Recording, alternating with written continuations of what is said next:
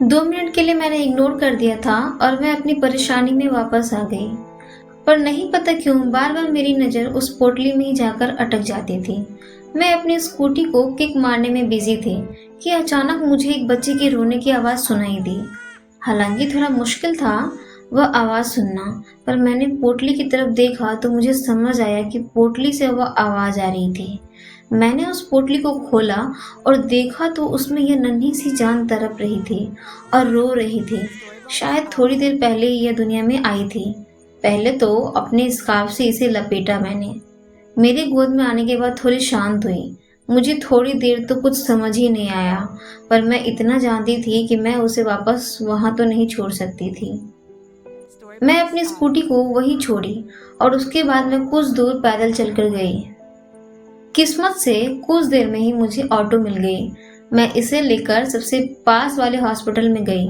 वहां उसका चेकअप करवाया कि कहीं इसे कोई दिक्कत तो नहीं है, पर डॉक्टर ने बताया बस इसे भूख लगी है, इसलिए इतना रो रही है।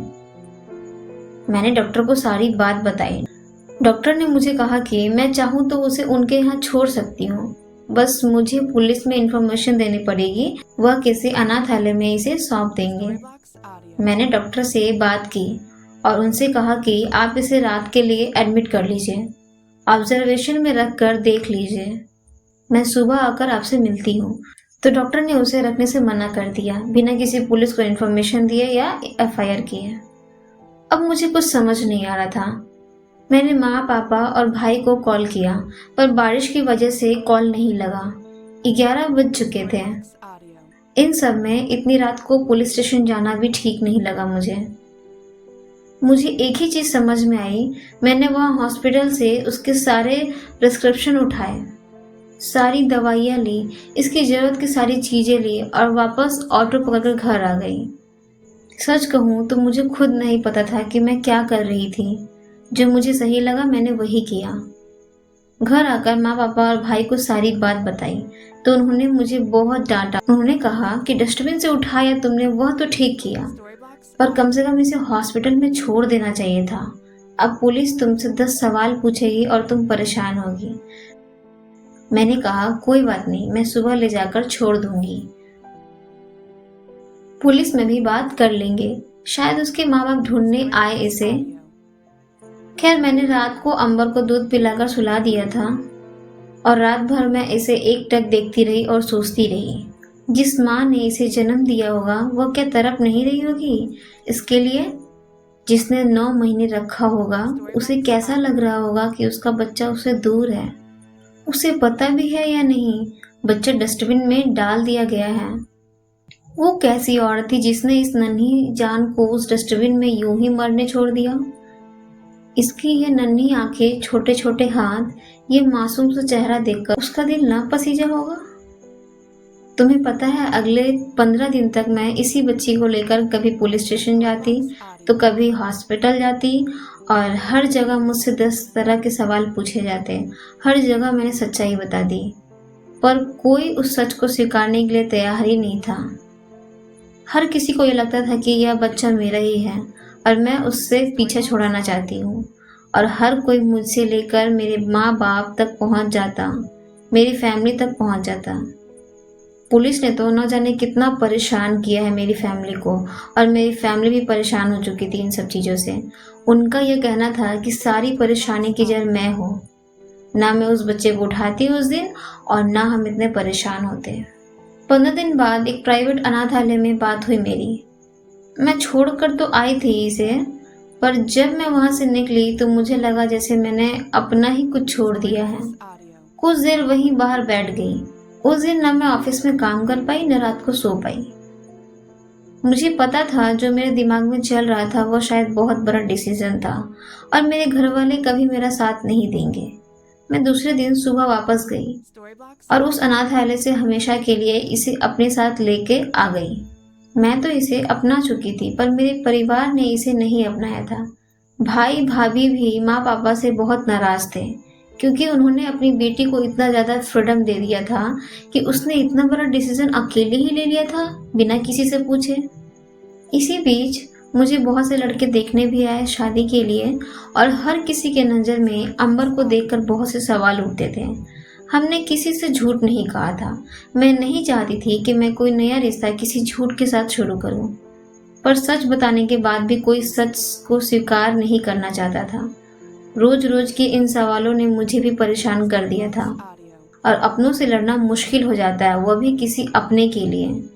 खैर, पापा ने यह घर मुझे दहेज में देने के लिए लिया था, तो मैंने इस घर को उनसे हमेशा के लिए ले लिया और मैं और अंबर अपनी इस छोटी सी दुनिया में एक दूसरे के साथ रहने लगे। उस दिन रीयूनियन में सबने मुझसे बहुत सारे सवाल पूछे, पर तुमने मुझसे एक भी सवाल नहीं पूछा। आकृति के इतना कहने के बाद मैं निशब्द था। पिछले 2 साल से मैं इसलिए रो रहा था कि श्रेया और मेरी बच्ची मुझे अकेला छोड़कर चले गए। पर आकृति के अपने तो यही थे, इसी शहर में, बस कुछ दूरी पर। मेरे मौन को तोड़ते हुए उसने कहा, अरे देखो ना, कॉफी तो ठंडी हो गई, मैं गर्म करके लाती हूँ। मैं जानता था कि कॉफी एक बहाना थी, असल में वो आंसुओं को मेरे सामने रोक नहीं पा रही थी। मैंने मुस्कुरा कर हामी भरी और मैं अंबर के साथ खेलने चला गया। वो अपने सारे डॉल्स मुझे दिखा रही थी, उसके पास क्या क्या टॉयज है खेलने के लिए और वो कल स्कूल जाकर क्या क्या करने वाली है। उसने मुझे सारी बात बताई।